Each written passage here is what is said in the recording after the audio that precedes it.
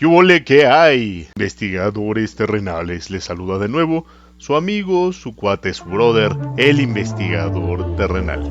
El día de hoy hablaremos de Doña Pachita, aquella señora de conocimiento que decía estar poseída por el espíritu de Cuauhtémoc, el último Tlatoani mexica.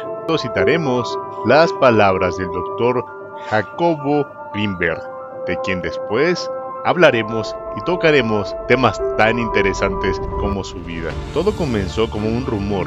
Una anciana realizaba complicadas operaciones en su casa, con nada más que la guía de uno que otro espíritu, entre ellos, como lo he comentado, el espíritu de Tlatoani Cuauhtémoc.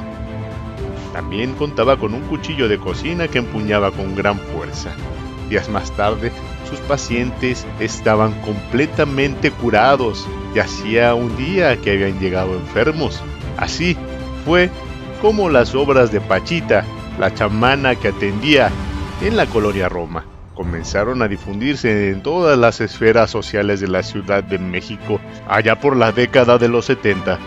Impulsado por su curiosidad, el doctor Jacobo Grinberg se acercó a la mujer para conocer su historia y comprobar los rumores que habían llegado a sus oídos. Durante los siguientes años, sostuvo una larga relación con la curandera, con la chamana, con la mujer de conocimiento, que no solo le permitió saber más sobre su vida, también le abrió la puerta de su consultorio y lo llevó a observar los extraños procedimientos que hacía sin ningún conocimiento científico previo. En su libro Las manifestaciones del ser, Pachita Grinberg reveló que la mujer se llamaba Bárbara Guerrero.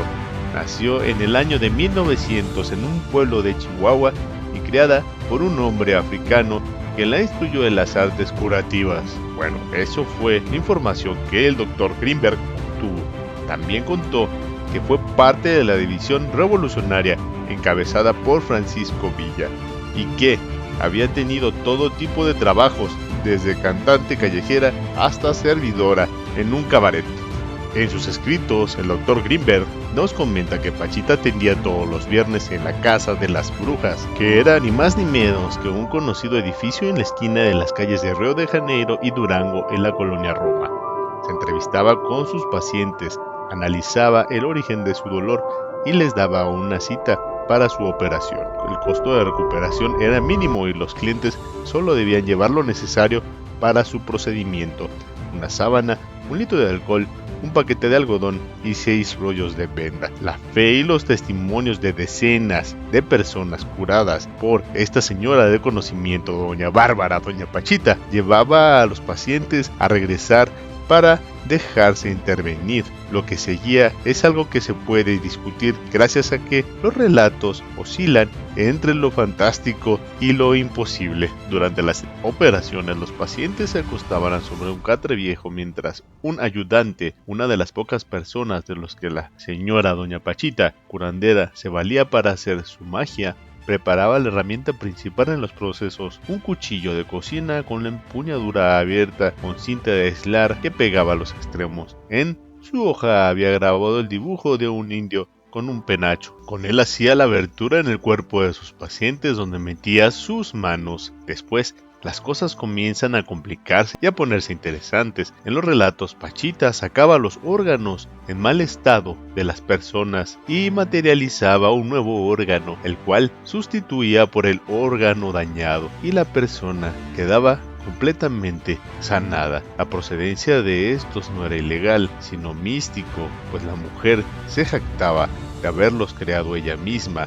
Después de introducirle el órgano nuevo, la mujer de conocimiento colocaba sus manos sobre las vendas puestas en la herida. El procedimiento había terminado y sus pacientes solo debían tomar unos días de reposo antes de estar completamente recuperados. Investigadores terrenales, espero que les esté siendo interesante esta historia de esta mujer que realmente existió en la década de los 70 en la Ciudad de México. Ella procedía de Chihuahua y comentan que ella decía que Cuauhtémoc, el Tlatoani, el último Tlatoani mexica, era su hermanito y era quien la guiaba para curar a estas personas.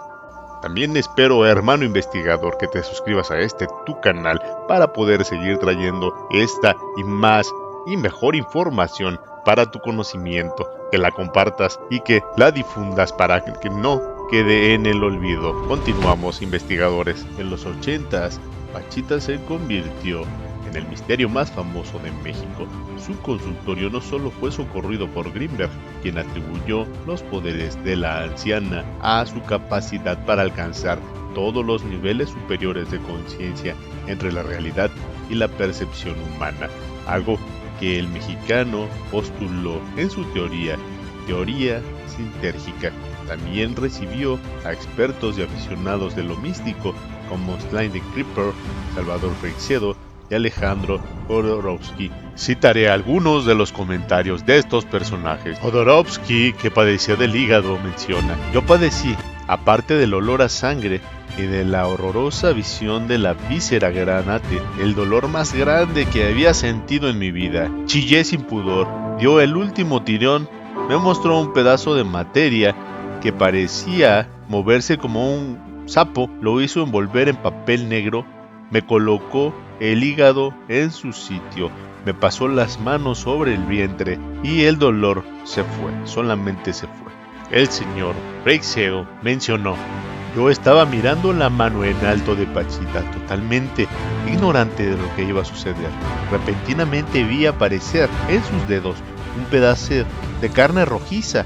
Ella ni lo miró, sencillamente lo tiró en el gran hueco que estaba en la espalda abierta del enfermo, ni se tomó la delicadeza de colocarlo". Jacobo Grimberg comentó: "Conocí a Pachita cuando debí conocerla.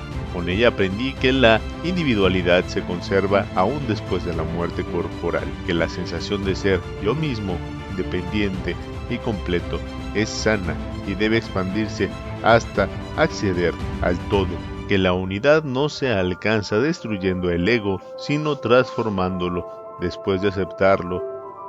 Su regalo más grande fue entender que se es siempre y que por lo tanto es necesario representar la vivencia de la existencia y no olvidarla". Cierro cita.